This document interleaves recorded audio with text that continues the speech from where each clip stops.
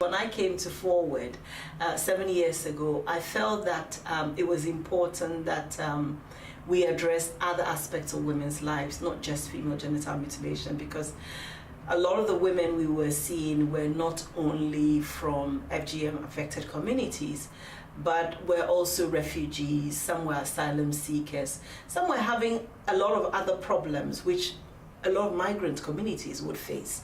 So we felt that it would be good to give them a voice, but also to understand things like, safeguarding, how safeguarding is different from perceptions at home and in their countries of origin as well as in the UK. But I think more importantly, it was for the women to really have that platform to learn together.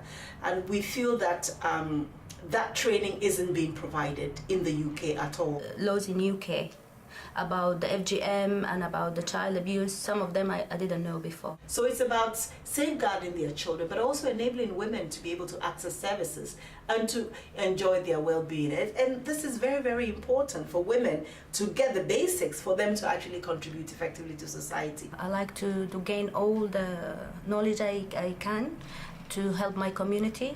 What has been missing in the discussion in the UK around working with communities is really how do you effectively work with communities. And I think this training is very much part of it. We have often seen this kind of, I would say, awareness raising where people just do awareness raising.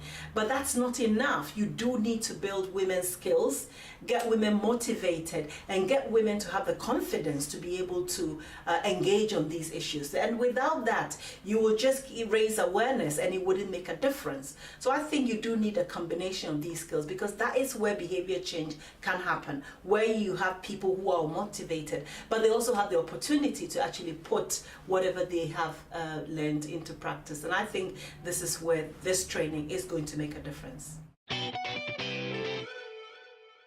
Last week we talked with safeguarding, and so this week I said to them, what do you remember? What did you do? Now somebody said to me, now I've learned that safeguarding is just not my children. I should safeguard all children around me and look out in my community if there's anything that's going wrong and see how I can respond to that and support them. There is this assumption that all women should understand what type of FGM they've been through.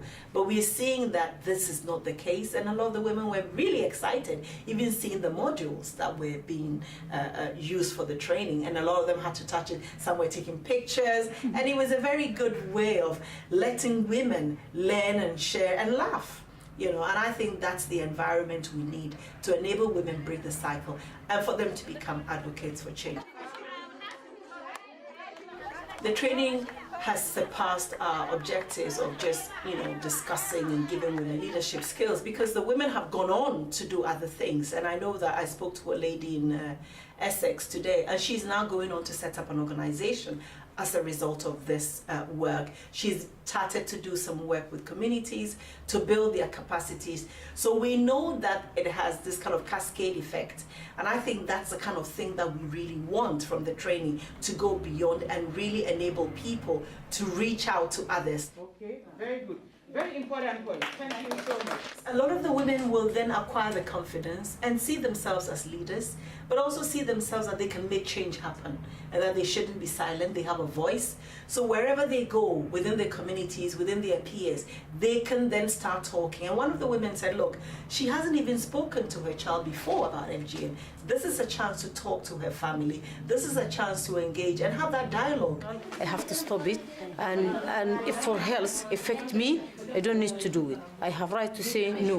Like last week, I came for one of the sessions and they were looking at safeguarding, and the facilitator asked them, how do you feel about approaching social services? And everybody said, I feel concerned, I feel worried, I don't trust them.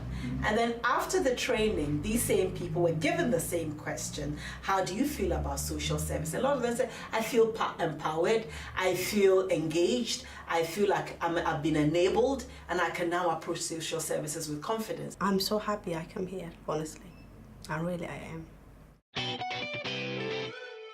We're focusing this time on the Somali and Sudanese women, and we have 25 of them that we're training, building up their confidence, giving them skills, leadership skills, increasing their knowledge and awareness on female genital mutilation. The course is going to go on for 8 weeks. Okay, so I put here for you, avoid giving advices as you may not know all situations. Each new session, there's a new topic to deal with. For today, as you can see, we're looking at counseling skills. Think about, these are all the skills if you're going to be listening to somebody. Sorry, can I add something, please?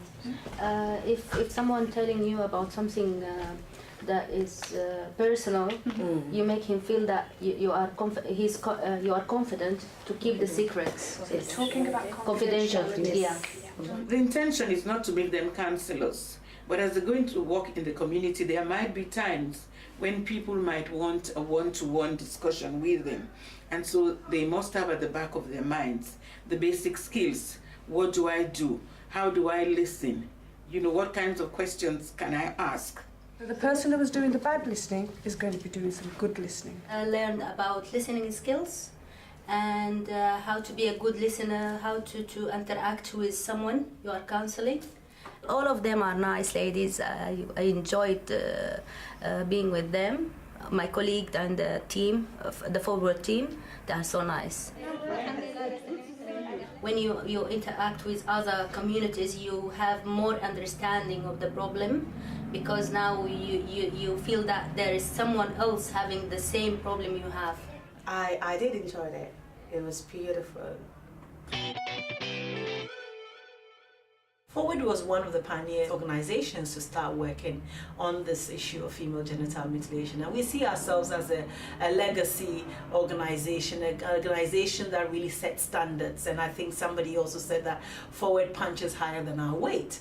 It's also because we are very close to the women. We understand the issues. We work at all levels, so we engage with women at the community level, we engage with policymakers, but also we train statutory professionals. So we have that kind of a medium where we are able to bring people together, we're able to network, but we also enable others to see what women's voices and experiences are.